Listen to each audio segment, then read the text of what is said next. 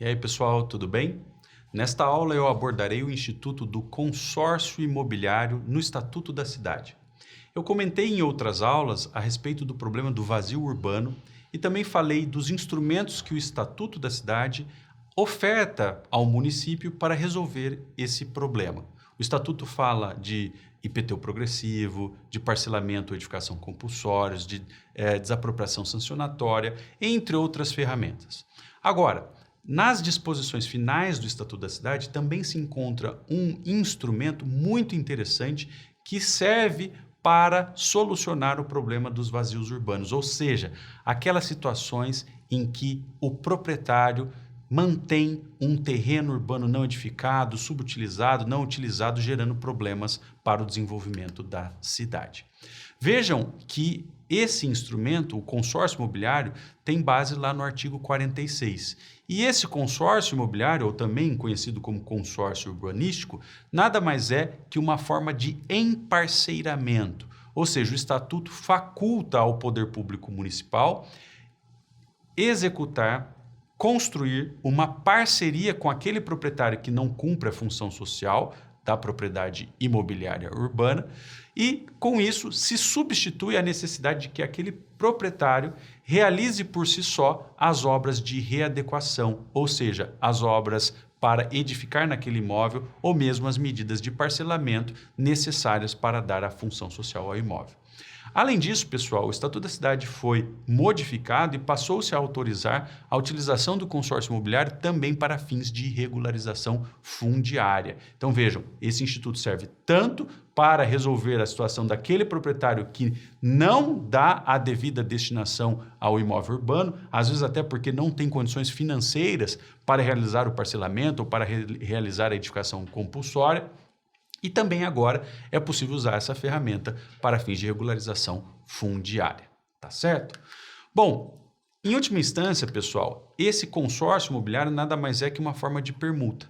Na verdade, o proprietário que tem aquele imóvel em situação de descumprimento de função social entrega esse imóvel para o poder público municipal e o poder público municipal realiza todas as medidas para adequar aquela propriedade, para adequar aquele imóvel.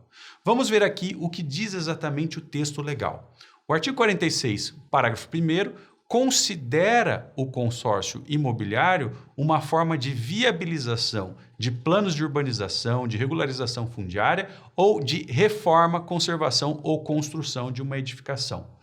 Por meio desse instituto, o proprietário transfere ao poder público municipal o seu imóvel que está nessa situação de irregularidade ou o imóvel que está num contexto de ocupação que necessita de uma REURB, de uma regularização fundiária, e o poder público realiza obras, não é? Realiza obras e entrega àquele ex-proprietário como pagamento unidades imobiliárias devidamente urbanizadas ou edificadas, ficando as demais unidades construídas e incorporadas ao patrimônio público.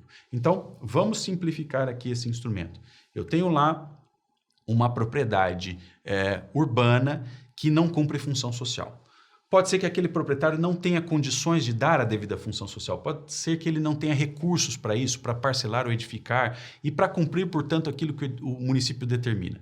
Então, esse proprietário entra em acordo com o município e o município recebe, portanto, aquela propriedade que está em descumprimento da função social, resolve o problema, edifica, parcela, resolve aquele problema e, posteriormente, entrega de volta àquele proprietário unidades imobiliárias para compensá-lo do valor que ele perdeu ao entregar o terreno ao município. Entenderam? Então nós temos aqui uma forma de emparceiramento envolvendo uma permuta de um terreno originário em situação de irregularidade por unidades construídas e devidamente adequadas à política urbanística, tá certo? Então essa é a ideia aqui do consórcio imobiliário.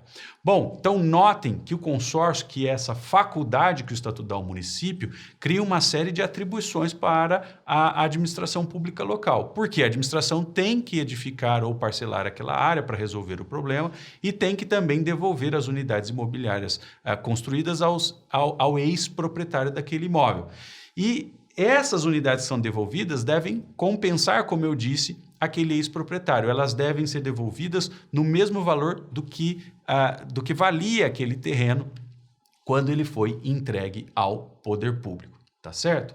No caso especificamente de utilização do consórcio imobiliário para fins de regularização fundiária, pessoal, nós temos que lembrar que o fato de o poder público assumir essa tarefa de dar a devida solução ao problema daquela ocupação irregular não afasta as responsabilidades de quem tiver dado causa à formação de um núcleo urbano informal. Então, se eu tenho alguém que tenha de má fé criado ali um loteamento irregular ou clandestino que exija posteriormente uma REURB, o fato de se fazer o consórcio imobiliário transferindo-se ao poder público as tarefas de solução edilícia daquela área não isenta aquela pessoa que causou o problema, que deu origem ao núcleo urbano informal, às vezes de maneira intencional, de maneira maliciosa, das suas responsabilidades. Tá certo? Então é isso, um grande abraço e até a próxima.